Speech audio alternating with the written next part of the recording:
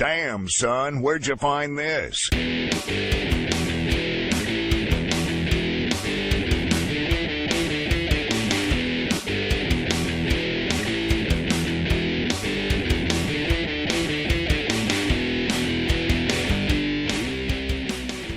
everyone, welcome to The Take Shot, your home for the BreadTube coverage you didn't know you needed. I'm your host, Scott, a terminally online white guy who somehow conned a podcasting veteran to come and do a show with me. All it took was a year of Patreon donations, so who's the asshole now?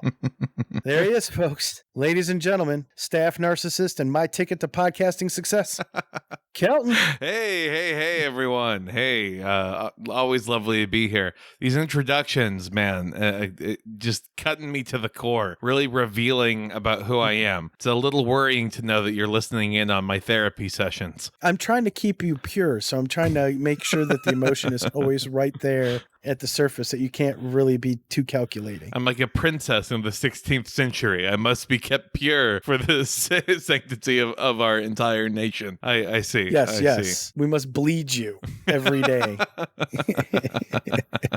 It works. It works. Hey, it keeps us honest. Keeps us all honest. And it keeps me looking young. So, I mean, win. You and Peter Thiel just swapping tips here. But what the best things to do, gain that immortality. Speaking of immortality, what was with the ancient Ethot selfie you sent me earlier? Oh, yeah. Okay, so this is probably old news by now, but for the people unaware, fucking Martha Stewart took a photo by the pool and was just like, hey, here's a selfie. No, nothing really about it. However, the internet blew up and the tagline was, Martha Stewart's sexy pool thirst trap is making Instagram sweat. Which, Jesus Christ. Like, how horny, number one, are these title writers? Because the actual photo is just her being in a pool, but it's from like the shoulders up. Like it's not even any sort of a thirst trap whatsoever. I don't get, like, is the bar the floor at this point? I think it might depend on, how old your pacemaker is. I mean, if that shit's like 20 years old, then it might have been able to do some work. I don't understand it. Cause, like, don't get me wrong. Like, I know Martha Stewart probably, she got started, I think, being a model, before she became like the cooking person. Oh yeah. Like young Martha Stewart is an absolute smoke show. Like, she absolutely deserves to get it, if you will. It feels bizarre to say that to someone who's as old as like my grandmother. But I just don't get why everyone was melting down about it, because she just basically was an old lady who put on lip gloss and then decided to take like an iPhone selfie but in portrait mode, and that's what people are losing their shit over. And it's amazing what, having a balanced diet and, exercise and time to relax and not be stressed and, have millions of dollars, and how well that, makes you look young. Yeah, that is, I think, like the real secret to looking young is just, blood of the youth, which you already have covered, but more importantly, having just a lot of free time for relaxation and not a lot of stress because you've already served your time in prison. I just thought we all moved on from her. You'd see her shit in like the bargain bin. Yeah. Like, even the soccer moms and the Karens weren't buying it. It's just like Oprah. Oprah started her own network. And I understand that, like, realistically, she's actually probably made way more money by having her own network and owning everything all entirely herself. But in terms of name recognition, it feels like it's been a minute since we've seen what old O-Dog is up to. And so I think the same is true with her. Well, her target audience is like 70 years old. It's not like they're doing much Martha Stewart living anymore. For example, here, all right, everyone, listeners at home, the description is this sultry, sexy summer smile. What are they getting that idea from? It just kind of looks like her mouth is doing like a slight duck face, I think was the term. Yeah. From like 2010, 2012 type culture. It was really plastic. It was totally plastic. It was almost kind of creepy in a way. The one thing I will give her credit for, though, is that it takes a bold human being to fucking take a selfie from a downwards angle, because you get all nostril shot in this photo. Like, That is one guy's thing, I'm sure, just to figure out how dilated they are. Is that the term for nostrils? How dilated they are? Oh God, is that a Rule 34 thing? Like, I would like to talk about my take this week, because if we keep talking about her, I'm going to need Blue Chew to sponsor us real quick. You famously only record this podcast while fully erect. I hate to continue, beating around on the same drum. No, this week it's not video games, but going back to our boy Kanye, I've been, really trying to plug myself in on this story and, in discovering the toxicity that is Twitter. And of course I stumble, upon, his bromance with Elon. And I was reading about how Elon has this company called Neuralink, and everything started coming together all at once. It was like this eureka moment, like in JFK or something, where it was just like everything made sense. The conspiracy put itself together, and Kanye is a test subject for this entire thing. and that is why he's the first human cyborg, whatever you want to call this machination that they're trying to create. And they're using, apparently it's streaming music. And unfortunately for Kanye, because he's only a beta tester, all he can listen to right now is Mallcore. That is hell, though. I think that you're only stuck on your music options or whatever Elon Musk is currently listening to. Like, yes. Dear God. Mallcore and Pod Save America. I've always thought Elon would be much more of a Rubin Report kind of guy, but Pod Save America, I think, is equally annoying. It's a guilty pleasure on his part. Yeah, and I think it really, if we think about it, it really will start to give some meaning behind Kanye's behavior, especially on social media, on Twitter, and all these weird meltdowns. It's just, them trying to make him pass, the Turing test. Can he act 13 years old convincingly on Twitter? Apparently not, because half his tweets get deleted. That, I think, is something that is going to stay true no matter what happens. The dude is a poster constantly. And when he is confronted, especially by those around him, like Kris Jenner or his wife, Kim Kardashian, about tweeting about his daughter and how he wants to get a divorce and he's been trying, but they've said no. Man, that is some real, what's the word here? Beta shit. So it makes sense that he's then a beta tester with Elon Musk. It explains the photo. He was just going to go recharge is what's happening with the compound in Wyoming that he currently lives at. Yeah, it's kind of like RoboCop. He's in a chair right now and they're feeding him some paste. And, he's posting on social media while he's recharging the batteries to go and, do battle. I don't understand what keeps this machine going, through all of this. Like, again, I just have to admire the tenacity and fortitude it takes to just post your way through everything. It is something that I think us mere mortals, us beings made of bone and flesh and blood, cannot quite fathom exactly. And so really it is only Elon Musk who can probably fully understand Kanye West as they mind meld Pacific Rim style. Perhaps in my take of on Kanye being Howard Hughes, I also miscalculated the role of Henry Ford in all of this, and perhaps Elon Musk is the Henry Ford to Kanye West's, Howard Hughes. Oh, he's not nearly racist enough. Are you kidding me? Elon Musk is going to have to triple down on the racism here. Well, he's still discriminatory. I mean, he's all about putting his, get back to work, pandemic, Tesla shares too high. Yeah, that's true. That's true. I just think, that if Henry Ford was around today, he would definitely be involved in the CIA. Not that he probably wasn't at the time of his life, but Henry Ford would have definitely probably been responsible for a coup in Bolivia by now to get all the lithium there. So it makes sense. Yeah, and I mean, maybe he was responsible for all of those coups. Maybe Henry Ford never died. Maybe he is also part of this program. This has been an ongoing thing. Maybe it's actually we're all in just a Michael Bay movie. Oh, shit. We can, I think, also tell maybe if we're living in a simulation, just looking up what Henry Ford's favorite food would be and it's couscous. So couscous, huh? Let's make the connections here. What's happening? The world, it's closing in on itself.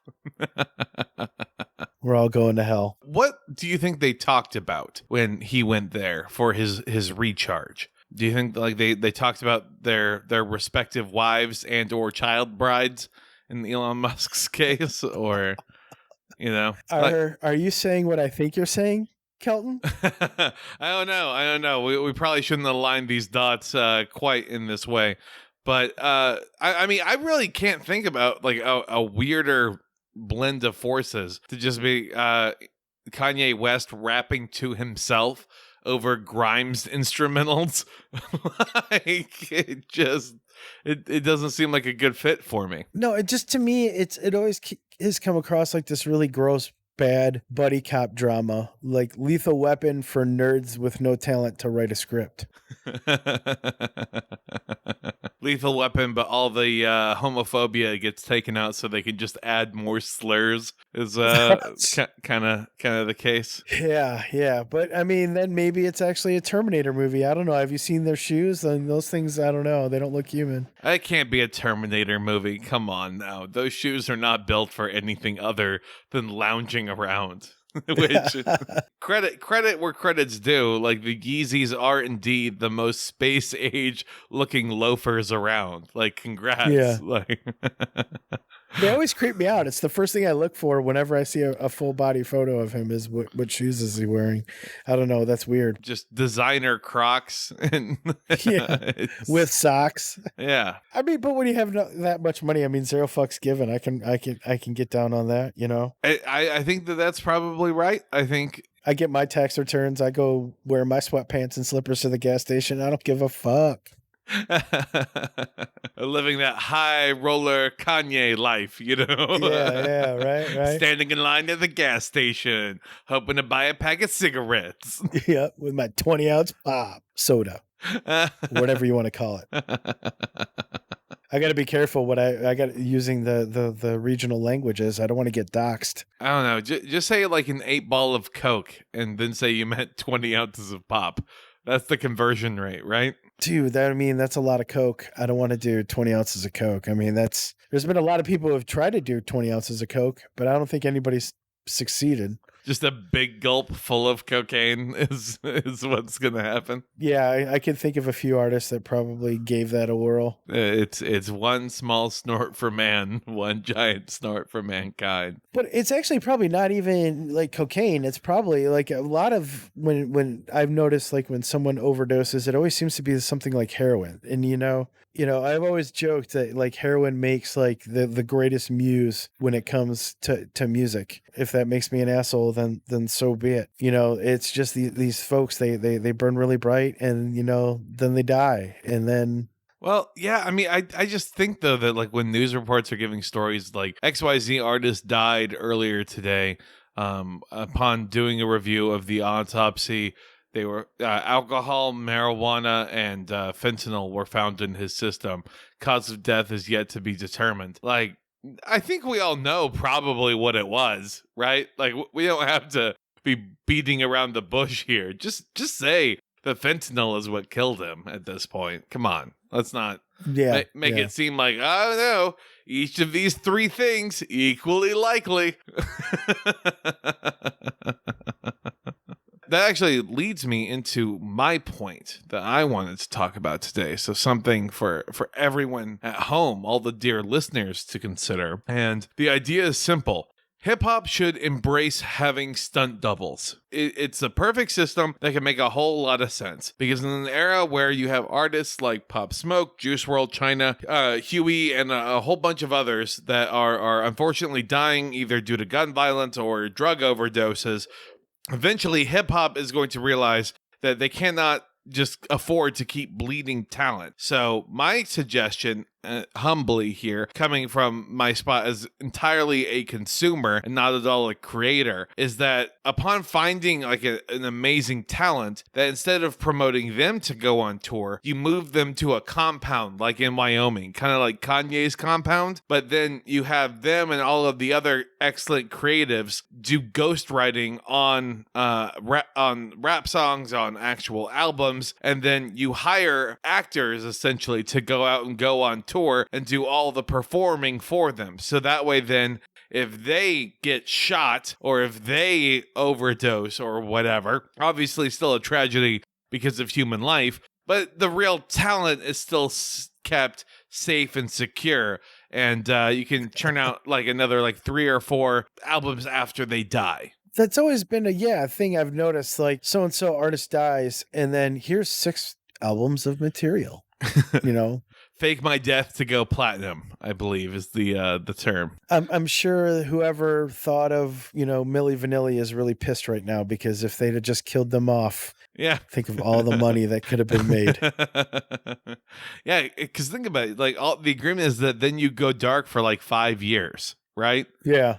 After your quote unquote death, no one would even recognize you. No one would go like, "Hey, weren't you that guy?" No, you're safe. You're fine. I guess the biggest problem, of course, is, well, if you have all the rappers in one compound somewhere, how are they going to pass the time there? And the only thing I can think of is drugs. So then, man, if fentanyl kills just my entire writer's room, oh God, I'm really fucked. Then it's a real Milli Vanilli type situation as people are waiting for the next album to come out. Like imagine 3 straight years of like, I don't know, we'll come up with something soon. Don't worry about it though.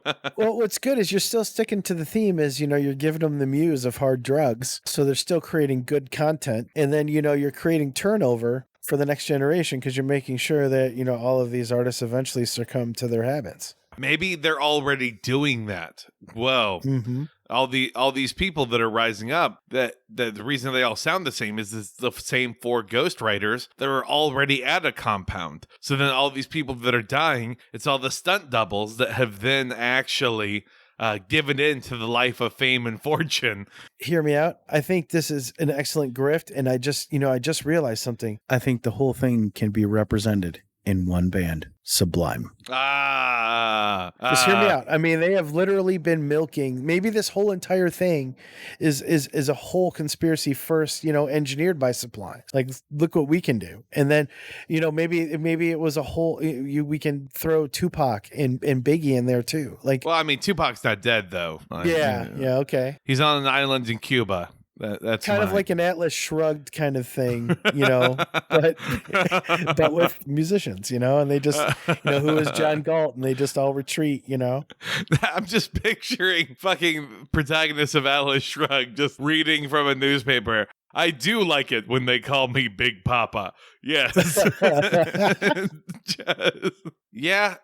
mean, I just think that there's a lot that could be done to save the music industry if we really double down on the idea of stunt doubles. Because, I mean, holograms aren't going to cut it. No, there's a whole uncanny valley thing. Like, they're either going to be really corny and weird, or they're going to be too creepy.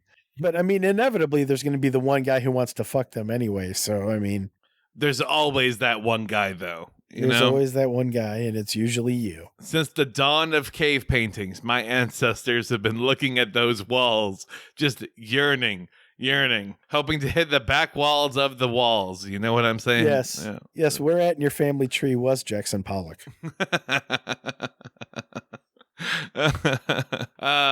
Man, I've always wondered why someone doesn't have like a Jackson Pollock painting, but they own it, right? And then if anyone asks, just call it like an original of Jackson Pollock that's just entitled Ernest Hemingway's Last Day.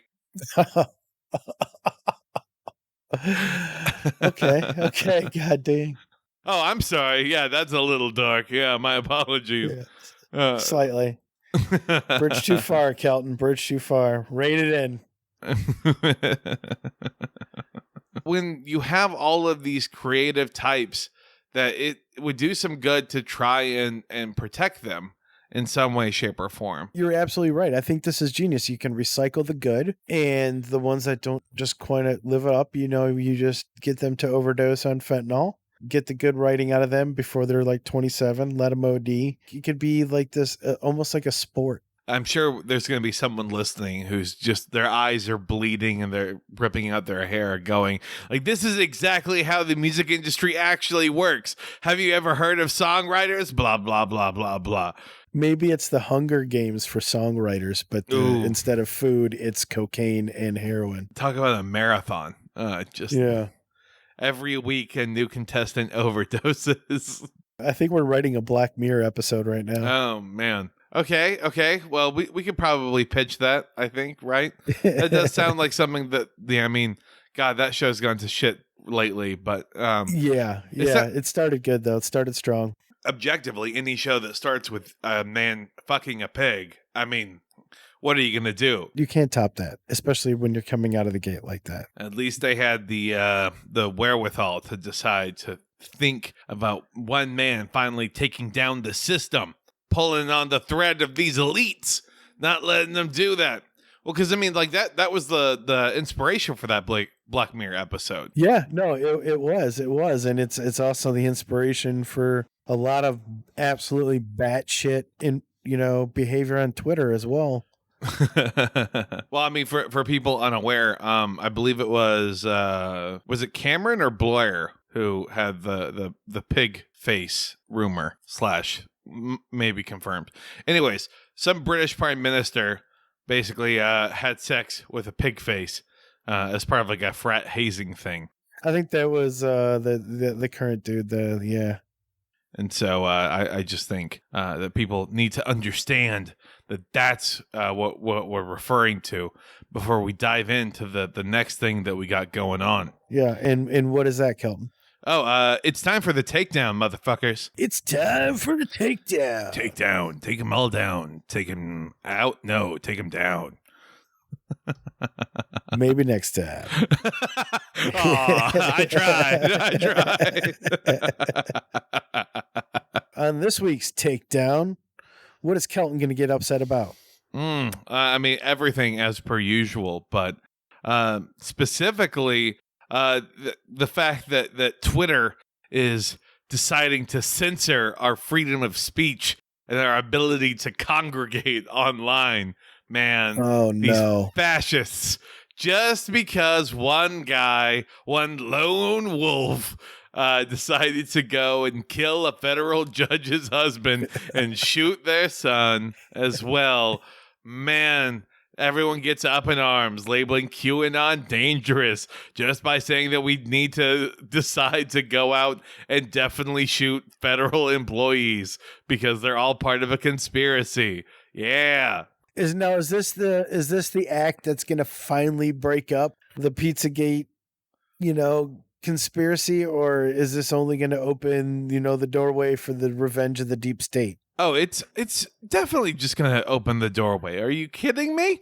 Like, okay. The guy was this men's rights activist who was such an outlandish character. He had already been on the Colbert Report as playing like a men's rights activist, or not playing, like he was, but he got interviewed for it, right? And so, the fact that then he blows up and he is saying how much he hates this judge, but also how badly he wants to fuck this judge, because the letter he wrote mentioned both of those things several times, which, talk about mixed emotions. Yeah, it's really running a spectrum. Really, it escalated quickly. More like the guy is probably on the spectrum. Hey-oh.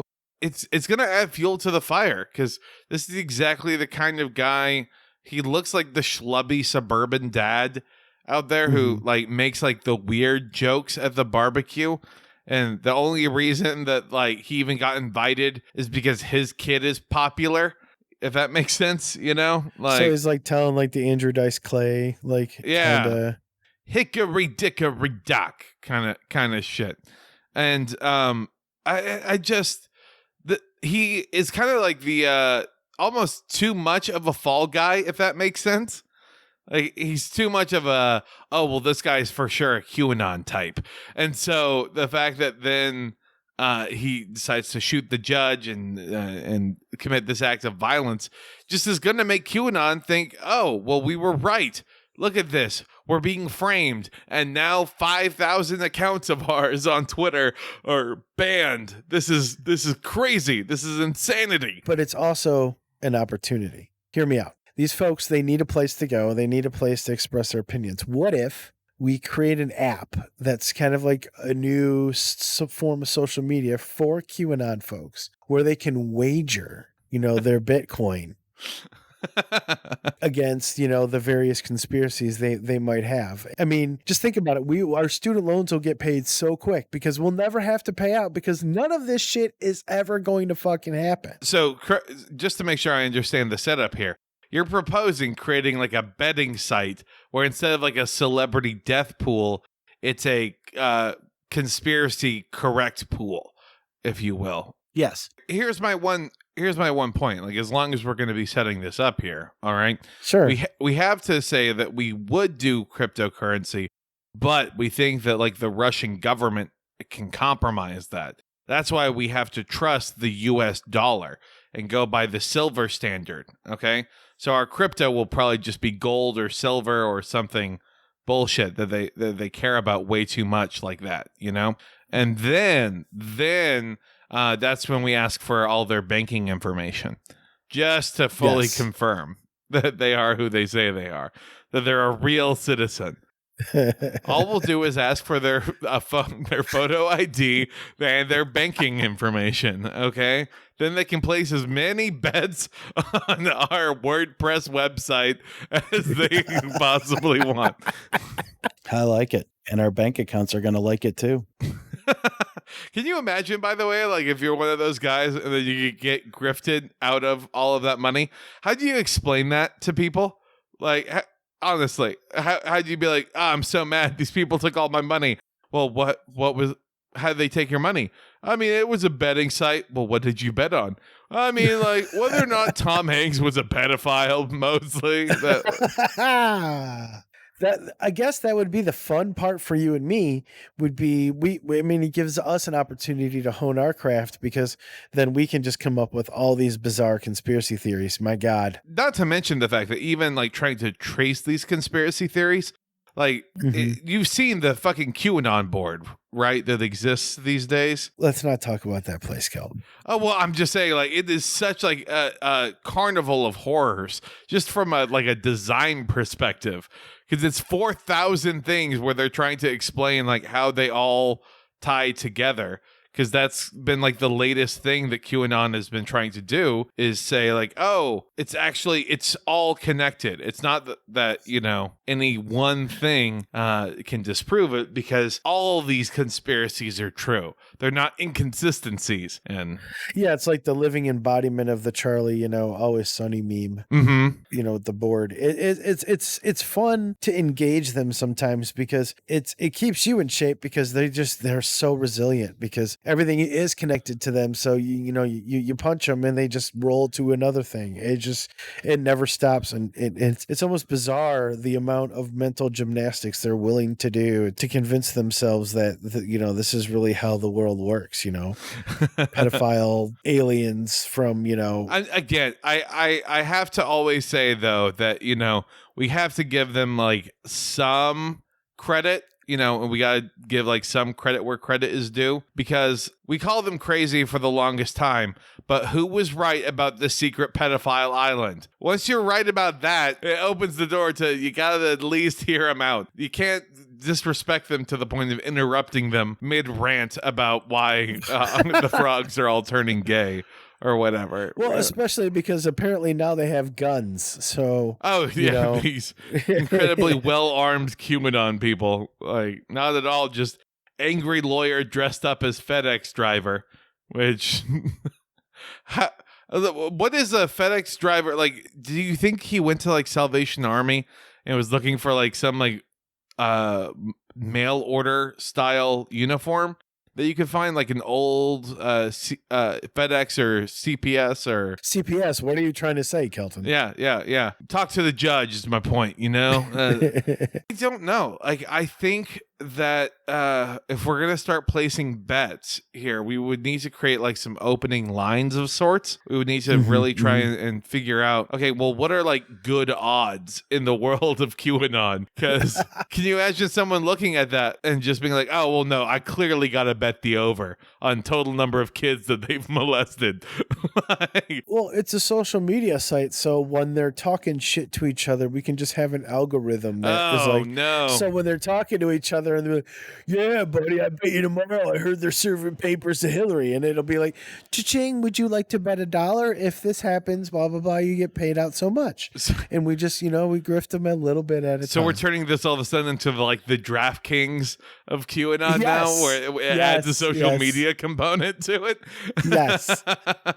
Because we're giving them an outlet that apparently they have lost on Twitter. So let's give them an echo chamber where they can drive each other into a batshit frenzies, which then allow us to make these really safe bets for us because they're going to be so absolutely insane. Can you imagine? I want you to just picture in your head here, okay? How much they would lose their shit if like the day before like the State of the Union, we changed up all of the betting lines on them, like drastic fluctuation points.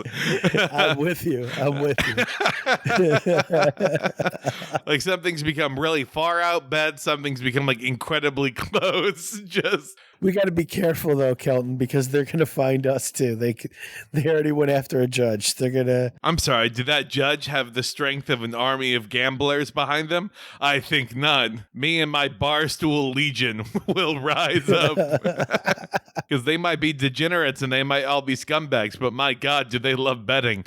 And so they'll protect one of their own. Talk about making a deal with the devil to get out of QAnon, deciding to then have to sell your soul to Barstool Sports to survive. I think that's going to do it for this week. Hell yeah. All right, Kelton. Do you have anything you want to tell the folks? I mean, I guess as with anything else here, people, leave us a 5-star review to help us build clout and tell your friends, family, coworkers, all that fun shit about us, because again, we don't want to have a Patreon. That is not what the purpose of this is. Trying to use the, how can I phrase it? Get rich gradually as opposed to quick plan, in case the QAnon betting site doesn't quite pan out. And then go ahead and also follow us on social media at The Take Shop. You can also find me on Twitter at Culture Truther. What about you, Scott? You can find me at Farkin Bastage. That's PharkinBastage.